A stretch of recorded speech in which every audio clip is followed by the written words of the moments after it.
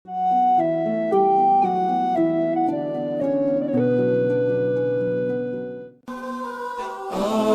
dua perkara utama kenapa zina menyebar. Kita bicara ruang lingkup negara kita saja, Indonesia.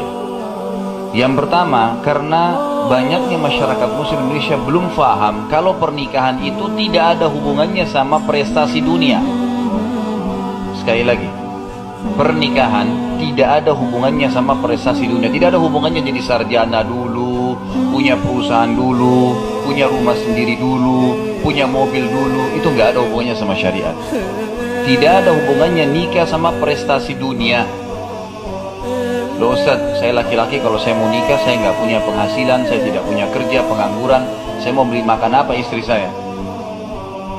Nabi SAW menjamin dalam sebuah hadis, 3 golongan pasti Allah kasih rezeki, pasti dikasih rezeki, kata Nabi.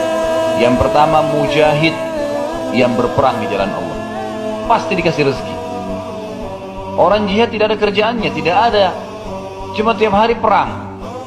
Tapi subhanallah nggak pernah habis peluru yang dipakai, nggak pernah nggak makan, nggak ada mujahid mati kelaparan, nggak pernah ada sejarah mujahid mati kelaparan. Yang kedua, mukatib. Mukatib itu adalah hamba sahaya yang berkata kepada tuannya, saya mau bebas dari keterbudakan, boleh nggak? Kata tuannya, baik. Apa syaratnya, kata si budak?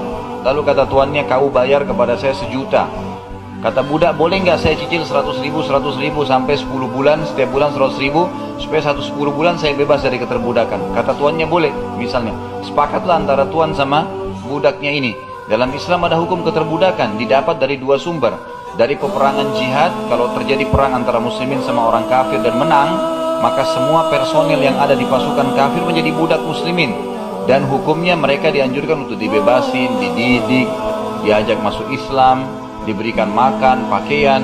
Nabi SAW dipesan untuk berbuat baik sama mereka.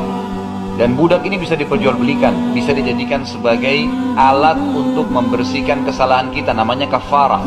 Orang kalau berhubungan badan biologis siang hari Ramadan, maka hukumannya adalah membebaskan budak. Kalau tidak punya maka puasa 2 bulan berturut-turut. Kalau tidak punya maka memberikan makan 60 orang miskin. Ada bebasan budak. Orang sumpah salah, palsu. Dia mengatakan saya bersumpah atas nama Allah, ternyata salah. Apa yang terjadi? Dia harus bayar dendanya. Bebasin budak,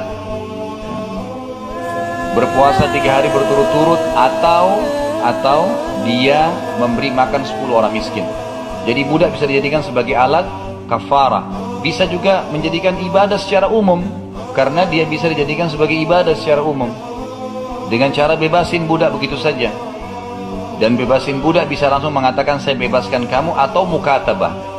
Bagaimana caranya supaya budak tersebut menyicil pembayaran kepada tuannya supaya dia dibebasin. Ini kalau ada budak seperti ini, Allah janji akan berikan kepadanya rezeki. Dan yang ketiga, orang yang menikah untuk menjaga kesucian kehormatannya, pasti Allah kasih rezeki.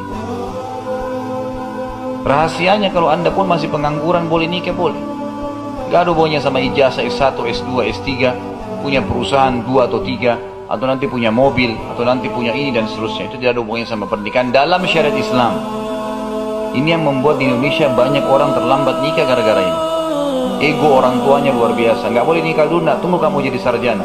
Orang tuanya enak, ada pasangannya, bisa pelampiasan biologis. Anaknya, ada sempat mahasiswa tulis SMS kepada saya, Ustaz, saya betul-betul sudah ikut pengajian dan paham sunnah, saya ketakutan fitnah. Di kampus saya fitnah, semua perempuan, banyak mayoritas tidak tutup aurat. Saya mau berhenti, orang tua saya kesian sudah terlanjur biayai.